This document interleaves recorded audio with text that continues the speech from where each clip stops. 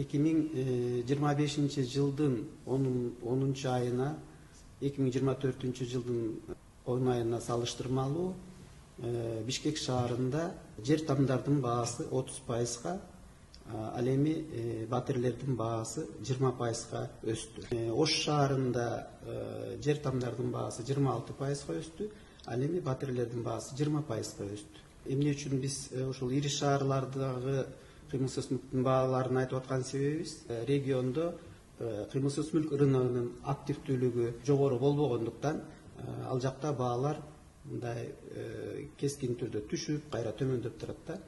Ошондуктан биз Бишкек Ош шаарындагы сатып алуу, сатуу бүтүмдөрүнүн дээрлик 50%-нан жогору ушул эки ири шаарда өтөт да. Ошон үчүн ушул жакта баалар өстү.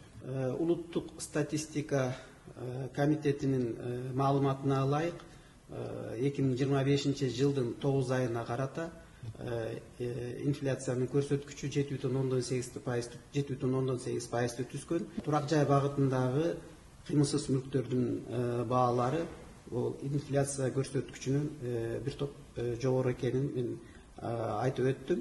Эгерде батирлердин баасы 20-21%га өссө, ал эми жер тамдардын баасы 26-30%га өссө, демек ал инфляциядан 12-20%га жогору дегенди билдирет да.